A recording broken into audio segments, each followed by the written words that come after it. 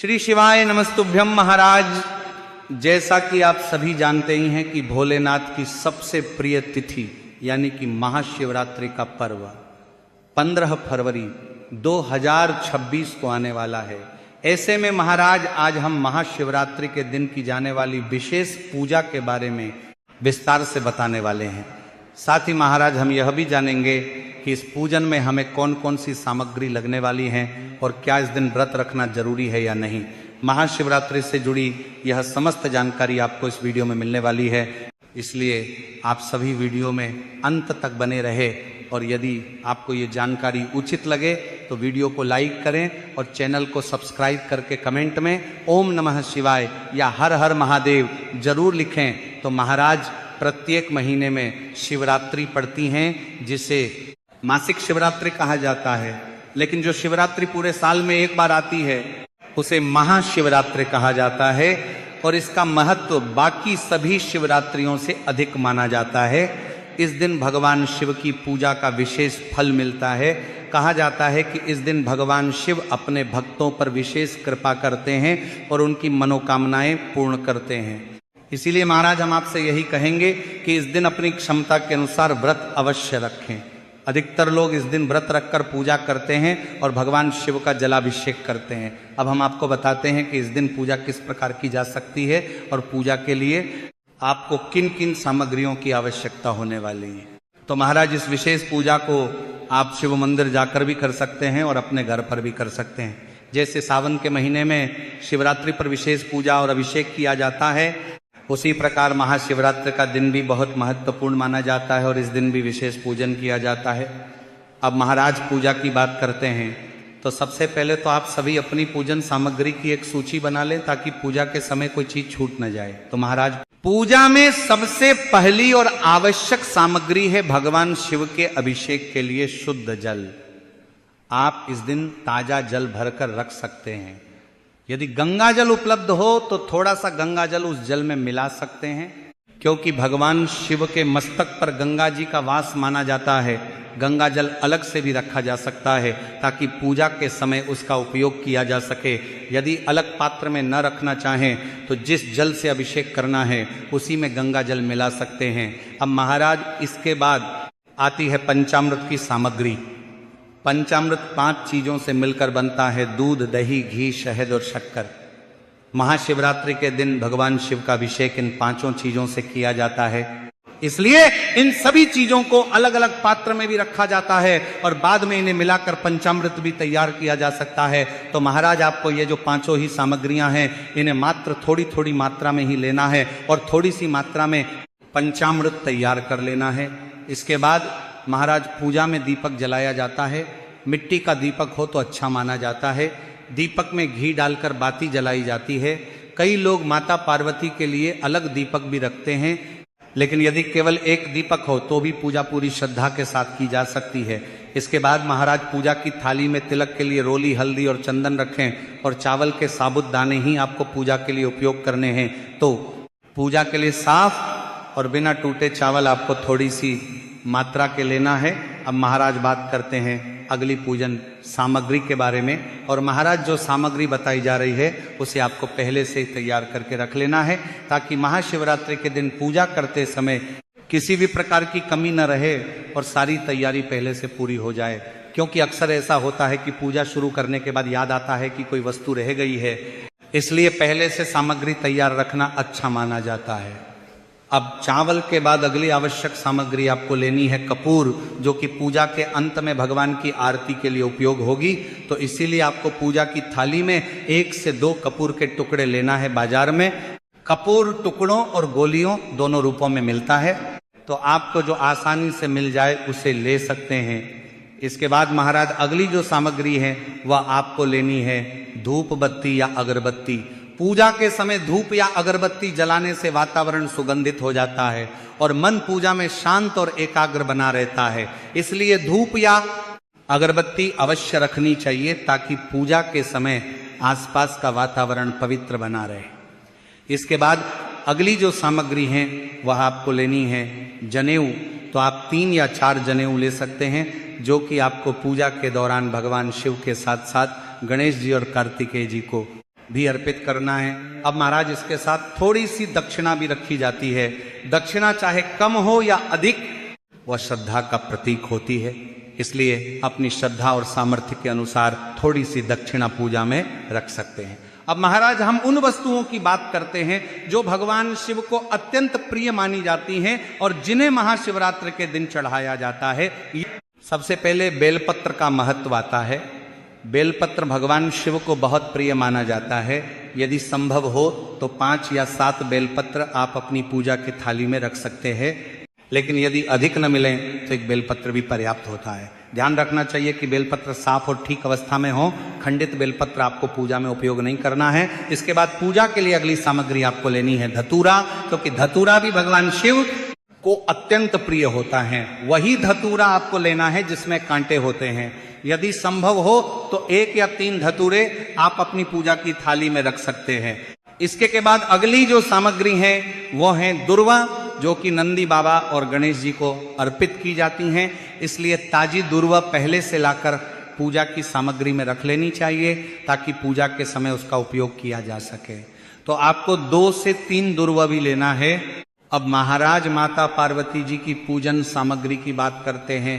माता पार्वती को लाल रंग प्रिय माना जाता है, इसलिए उनके लिए लाल चुनरी रखी जाती है। यह सम्मान और श्रद्धा का प्रतीक होती है। इसके साथ माता पार्वती के लिए श्रृंगार की सामग्री भी रखी जाती है। बाजार में श्रृंगार का पूरा पैकेट मिल जाता है जिसमें अलग अलग सामग्री होती है। यदि वह उपलब्ध न हो तो घर में जो भी श्रृंगार की सामग्री हो उसे भी आप पूजा में उपयोग कर सकते हैं। इसके बाद कलावा भी पूजा में रखा जाता है। ये लाल धागा होता है जिसे पूजा के समय हाथ में बांधा जाता है और भगवान को भी अर्पित किया जाता है। इसे शुभता का प्रतीक माना जाता है। अब महाराज इसके बाद ऋतुफल भी आपको लेना है। तो महाशिवरात्रि के समय बेर, चने और गेहूं की बालियां उपलब्ध होती हैं। इन्हें भी पूजा में रखा जाता है। विशेष रूप से बेर इस दिन चढ़ाए जाते हैं। इसके साथ केले या अन्य फल भी अपनी श्रद्धा के अनुसार आप रख सकते हैं। अब अगली सामग्री है फूल, क्योंकि फूल भी पूजा का महत्वपूर्ण भाग होते हैं। भगवान शिव को सफेद फूल अर्पित किए जाते हैं और माता पार्वती को लाल फूल चढ़ाए जाते हैं। इसलिए दोनों प्रकार के फूल आप पूजन में ले सकते हैं। तो महाराज इस प्रकार से आपको यह महाशिवरात्रि की पूजन की सामग्री पहले से तैयार करके रख लेना है, ताकि पूजन के समय आपको कोई समस्या ना आए और जितनी सामग्री उपलब्ध हो सके उतनी से पूजा की जा सकती है। यदि कोई वस्तु आपको नहीं भी मिले तो चिंता की आवश्यकता नहीं है, क्योंकि पूजा में सबसे महत्वपूर्ण श्रद्धा और भक्ति होती है। अब महाराज हम बात करते हैं कि महाशिवरात्रि की पूजा को किस प्रकार किया जा सकता है और पूजा घर पर करना उचित है या मंदिर जाकर करना अधिक शुभ माना जाता है। कई लोगों के मन में यह प्रश्न रहता है कि यदि मंदिर जाना संभव न हो तो क्या घर पर पूजा करने से भी उतना ही फल मिलता है? इसका सरल उत्तर यही है कि भगवान शिव सच्ची श्रद्धा और भक्ति को देखते हैं, स्थान को नहीं।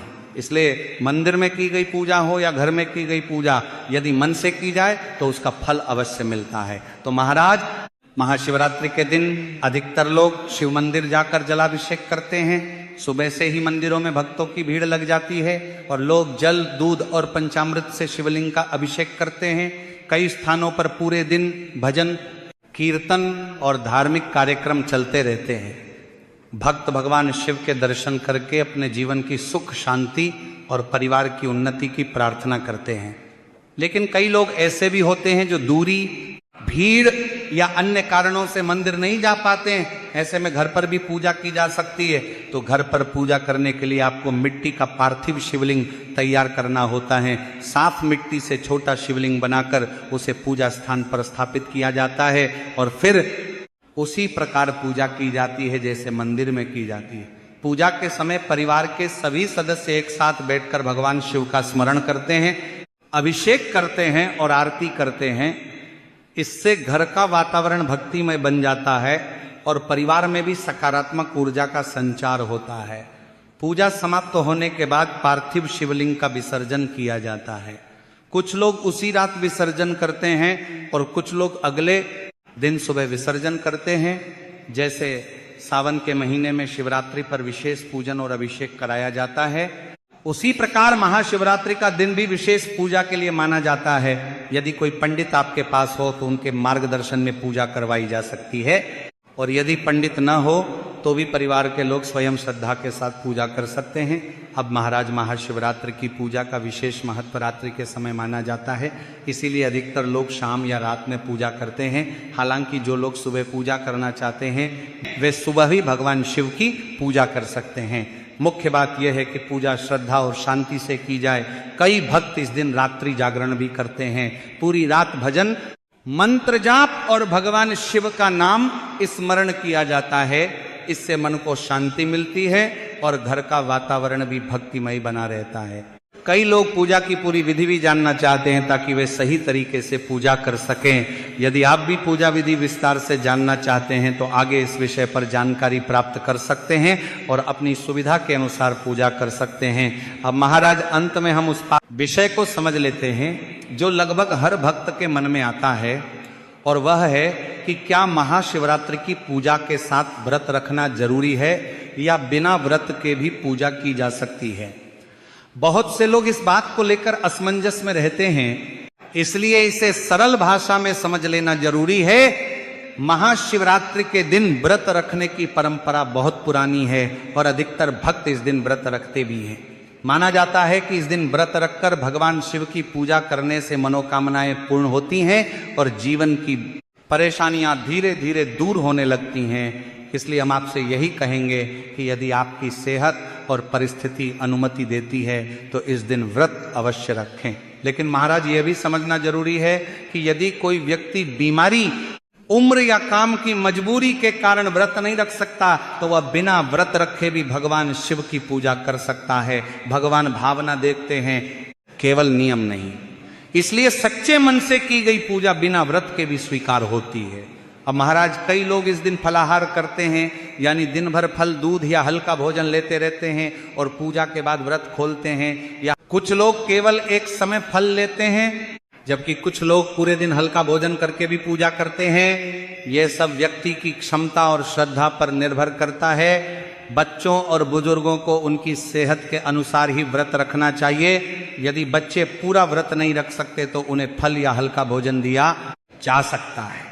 मुख्य बात यह है कि सभी लोग भगवान शिव का स्मरण करें और अपनी श्रद्धा के अनुसार पूजा में भाग लें, क्योंकि महाशिवरात्रि का यह पर्व केवल पूजा का दिन नहीं है, बल्कि यह हमें जीवन में संयम, शांति और सकारात्मक सोच अपनाने की भी प्रेरणा देता है।